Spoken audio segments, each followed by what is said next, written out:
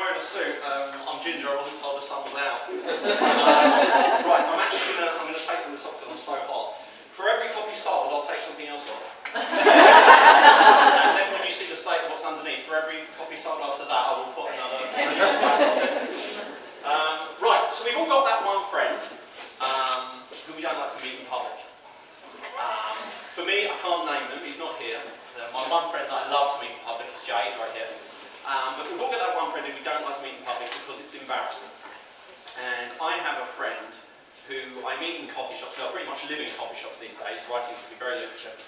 And he will stand at the table before he sits down.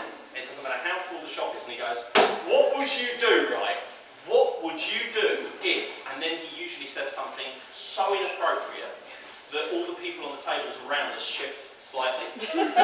One day he came in and I had a coffee cup half to my mouth, and he said, "What would you do, right, if you're swimming in the ocean and you get attacked by a shark, right? But you swim out and you run onto the shore and the shark comes after you, it comes out of the water, and you run onto the road and it gets on a bike and it comes out," and he just kept going and he didn't give me any time to answer. But when he finished, I said, what I'll do from that is I'll write a story. This one's called The Lickspittle Leviathan. It's a long story, I'm not going to read you all of it, I'm going to read you a small extract.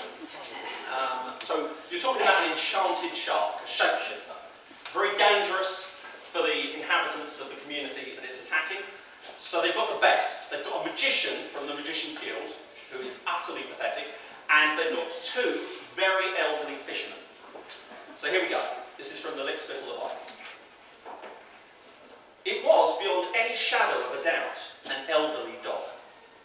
Hieronymus Blush decided that to call the thing a bloodhound would have made the presumption that it had some measure of blood in it. A fact put in doubt by the pale jowls, rheumy eyes, and lack of effort it seemed to exude with every movement. "Are you sure this thing can track a shark?" he prompted, as Ryerson led the exhausted-looking hound from the depths of the boat's ramshackle cabin. "Only, it looks like it might not last the night." "Oh, don't you worry about Dash," shouted Jed from the back of the boat.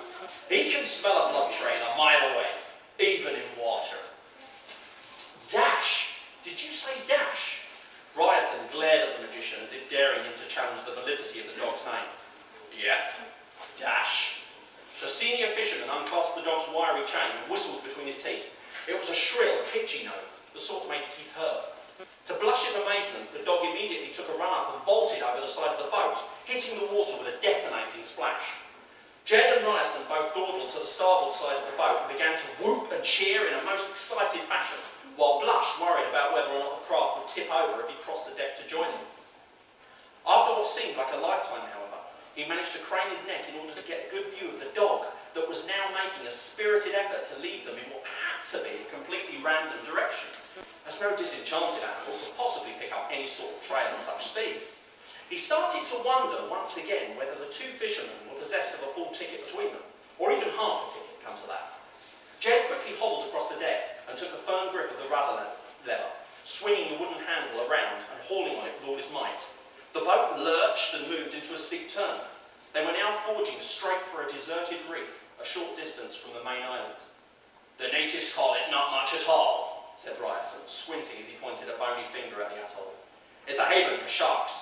I got this out on not much in my youth." He bunched one hand into a fist and knocked hard on his right leg. There was a hollow wooden sound.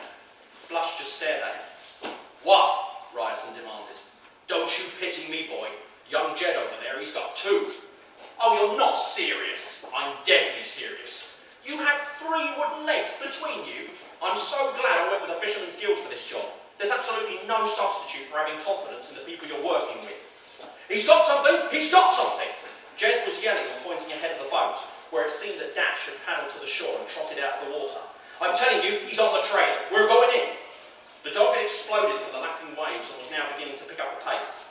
It sprang over the sands with an excitement bordering on lunacy and was now crossing the curved atoll like a demented racehorse. Blush tripped and fell in an effort to scramble to the front of the boat. "But he's heading onto the atoll! It's a lagoon island! For the love of all sanity! We're supposed to be chasing a shark! What did it do? Dive out of the ocean and run onto dry land?" Ryerson reached down and snatched a handful of Blush's hair, yanking his head to the right. "You mean like that, Mr. Magician?" Blush stared out at the atoll and swallowed.